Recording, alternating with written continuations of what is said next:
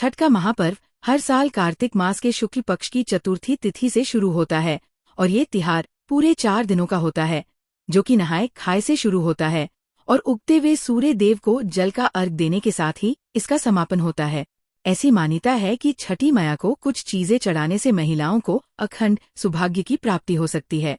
पौराणिक मान्यताओं के अनुसार छठी मैया को चावल, चने, सिंदूर, मिठाई, 7 प्रकार के फल, गुड़, घी का ठेकुआ और श्रृंगार की सामग्री जरूर चढ़ानी चाहिए। ऐसा करने से छठी मैया प्रसन्न होती है और उनका आशीर्वाद भी मिलता है। साथ ही पति की लंबी आयु और अखंड सौभाग्य का वरदान भी प्राप्त होता है। छठ पर्व के पहले दिन महिलाएं नदी में स्नान करती है और सात्विक भोजन करती है। मान्यता है कि ऐसा करने से वरद की शक्ति प्राप्त होती है। नहाए खाए के अगले दिन खरना होता है। खरना के दिन शाम के समय महिलाएं रोटी और गुड़ की खीर बनाती है।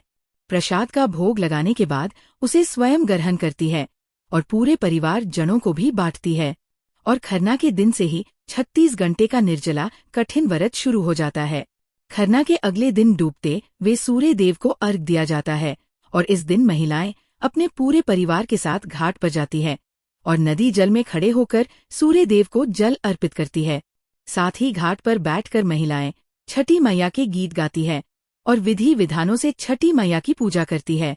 इसके अगले दिन यानी छठ पर्व के अंतिम दिन महिलाएं सुबह सुबह अपने परिवार के साथ फिर से घाट पर जाती है और उगते हुए सूर्य देव को यानी उषा काल अर्घ दिया जाता है। और इसी के साथ छठ के कठिन व्रत का समापन हो जाता है और व्रती महिलाएं जल और प्रसाद ग्रहण करके अपने व्रत का पालन करती है। हिंदू पंचांग के अनुसार इस बार छठ का पर्व 27 अक्टूबर सोमवार को मनाया जाएगा और षष्ठी तिथि प्रारंभ होगी 27 अक्टूबर को सुबह 6:04 से और षष्ठी तिथि का समापन होगा 28 अक्टूबर को सुबह 7:59 पर। छठ के व्रत में महिलाएं और पुरुष निर्जला व्रत रखते हैं और इस व्रत में नहाए खाए वाले दिन पहले सूरजोदय से पहले उठकर स्नान किया जाता है। घर की साफ सफाई करने के बाद चने की दाल, कद्दू की सब्जी और चावल का प्रसाद बनाया जाता है और ये शुद्ध शाकाहारी भोजन व्रती और परिवार के अन्य सदस्य ग्रहण करते हैं। स्कंद पुराण के अनुसार इस दिन से छठी मैया की कृपा शुरू होती है।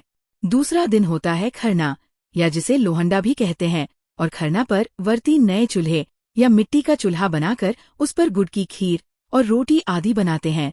इस प्रसाद को ग्रहण करने के बाद अगले 36 घंटे का निर्जला व्रत शुरू हो जाता है। मान्यता है कि खरना के बाद छठी मैया घर में विराजमान होती है। संध्या अर्घ 27 अक्टूबर को रहेगा, जिस दिन व्रती निर्जला उपवास रखते हैं। सूर्यास्त के समय नदी या तालाब में खड़े होकर डूबते वे सूर्य को बांस के सूप में फल, ठेकुआ और मिठाई, गन्ने आदि के साथ अर्घ देते हैं। छठ पर्व के अंतिम दिन यानी उषा अर्घ वाले दिन सूर्योदय से पहले ही नदी किनारे उद्यागामी सूर्य को अर्घ दिया जाता है, जिसमें किसी पवित्र नदी या तालाब में कमर तक पानी में खड़े होकर सूर्य देव को अर्घ देने के बाद 7 या 11 परिक्रमा करने के बाद व्रती प्रसाद ग्रहण करके अपना व्रत खोलते हैं और ये दिन संतान और समृद्धि की कामना को पूर्ण करता है। छठ पूजा सूर्य देव की उपासना का प्रतीक है, जो जीवन में शक्ति और ऊर्जा का स्रोत है और धार्मिक पुराण के अनुसार छठी माई संतान की रक्षा करती है। इसलिए इस दिन भक्तों को श्रद्धा पूर्वक छठी माई का ये व्रत करना चाहिए।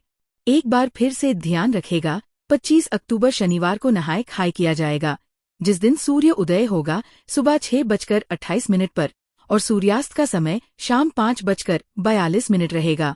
छठ पर्व का दूसरा दिन रहेगा खरना, जिसे लोहंडा भी कहते हैं, 26 अक्टूबर रविवार को और इस दिन सूर्य उदय होगा सुबह 6:29 पर, सूर्यास्त होगा शाम 5:41 पर।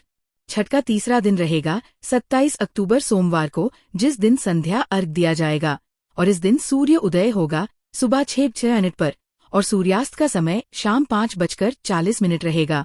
छठ पूजा का चौथा और अंतिम दिन रहेगा 28 अक्टूबर मंगलवार को, जिस दिन उषा काल अर्घ दिया जाएगा और व्रत का पालन किया जाएगा। इस दिन सूर्य उदय होगा सुबह 6:06 पर और सूर्यास्त का समय रहेगा शाम 5:39 पर।